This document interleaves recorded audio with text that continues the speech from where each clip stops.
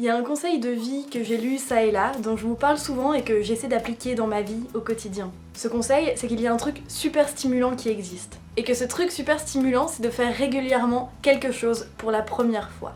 L'autre jour, par exemple, j'ai fait de la voltige aérienne. La semaine dernière, j'ai dit pour la première fois à mes parents que je les aimais. Et cette semaine, j'ai décidé de me lancer dans une toute autre aventure. Cette semaine, j'ai décidé d'aller me faire épiler le cif, le sillon interfessier,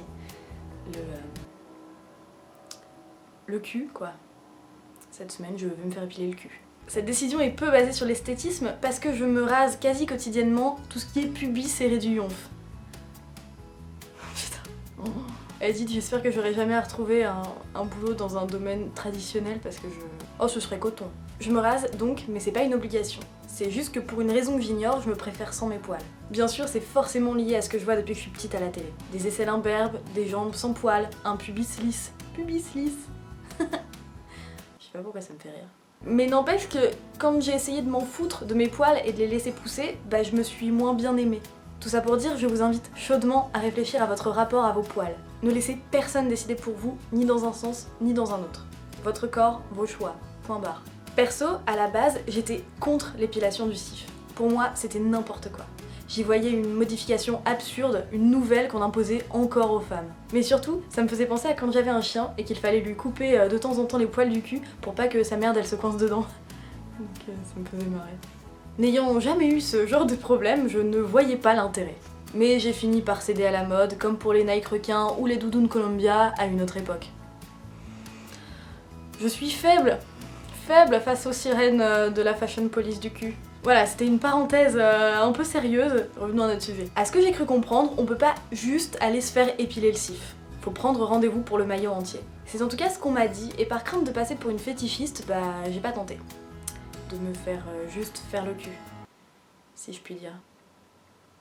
Tout ça pour dire, il existe plusieurs types de maillots et je vais pas me gêner pour vous les présenter. Il y a l'épilation classique qui consiste à retirer des poils juste un peu au-dessus et sur le côté. Ce qui se voit autour du slip, quoi. Il y a aussi l'épilation du maillot échancré où on épile un peu plus mais où on touche toujours pas aux lèvres. Vient ensuite le maillot américain, dit aussi ticket de métro. Là, on laisse juste un rectangle au niveau du pubis et on épile les grandes lèvres. Le rectangle a à peu près la forme d'un ticket de métro, donc, d'où son nom, et sert à décorer le pubis. Un peu comme des guirlandes de Noël finalement. Perso, je trouve que ça peut être utile, genre bande témoin pour prouver si besoin que je suis une vraie rousse. Habile. J'avais tendance à confondre le maillot américain avec le maillot brésilien, alors qu'en fait, rien à voir. Enfin, rien à voir, entendons-nous, hein, on parle toujours d'épilation de la cramouille. Déjà, c'est pas un petit rectangle qu'on laisse sur le pubis, c'est un triangle. À ce que je sache, ce sont deux formes complètement différentes. Là, deux options. Soit on laisse quelques poils au niveau des grandes lèvres, ou alors on épile entièrement les grandes lèvres et le pourtour de la nuque. Comme ça, la pointe du triangle, elle s'arrête juste avant la vulve. Un peu comme une flèche qui dirige vers le clito, finalement. Dommage qu'on puisse pas y mettre un signal lumineux à base de néon et tout, un peu comme sur les devantures de kebab. Et enfin, il y a l'épilation intégrale ou semi-intégrale si on veut garder quelques poils. C'est vrai qu'on est intime et que je partage beaucoup de choses avec vous, mais je vous dirai pas ce que j'ai choisi. Et je vous dirai pas comment je m'épile de manière générale. L'essentiel de toute façon, c'est de savoir que je vais me faire ratiboiser l'arrêt, finalement. Je vais pas vous mentir, à quelques heures de mon rendez-vous, je suis pas rassurée. Mais j'en ai fini de me laisser guider par la peur. La zone de confort, j'en fais fi, et je vais là où on ne m'attend pas, telle une aventurière, telle une baroudeuse. Une Amazone des temps modernes. J'ai peur d'avoir mal, j'ai peur d'avoir l'air con. Parce qu'en toute logique, les poses qu'on doit prendre pour se faire épiler l'arrêt, bah elles sont pas des plus élégantes. À ce qu'il paraît, il faut enfiler une sorte de string en papier, puis se mettre dans cette position, ou celle-ci. La première est un peu humiliante, la seconde, bah j'ai peur de pas la tenir. C'est comme devoir choisir entre être confortablement assis dans le métro, mais péter toutes les 4 secondes et tout le monde sait que c'est toi, ou être dans le dit métro, mais en faisant le poirier. Mais sans péter. Je sais pas si vous voyez bien ce que je veux dire. Parce que moi, là, je suis pas sûre. Le lendemain matin. Alors, j'en reviens. Vous remarquerez que par respect pour vous et par dernier réflexe de dignité, je n'ai rien filmé pendant l'acte. Faudrait voir à pas déconner. De toute façon, même si j'avais voulu, j'aurais pas pu pour une raison qu'on verra plus tard. Mais passons et revenons au cœur de notre sujet. Bah sachez que j'ai pas eu si mal à la peau malgré les nombreuses années de rasage que j'ai derrière moi.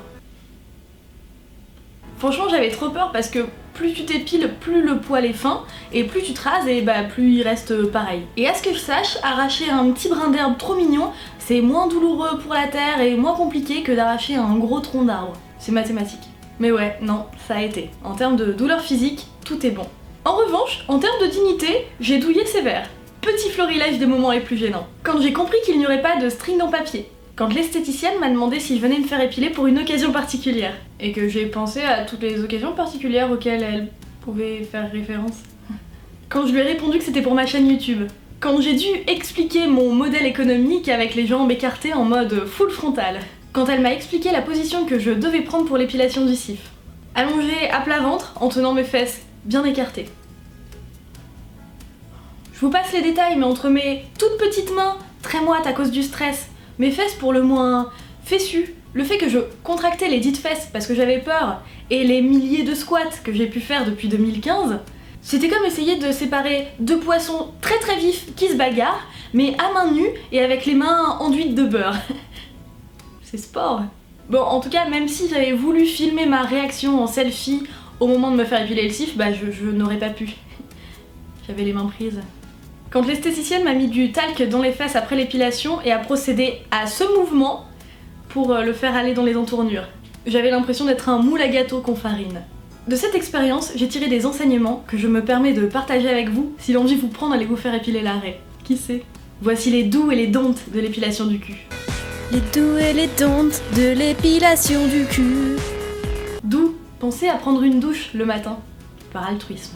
Don't, manger trop épicé le jour même ou la veille. Je veux dire, déjà que forcément ça irrite un peu, allez pas vous rajouter le risque de vous faire passer une lave en fusion par là le lendemain matin.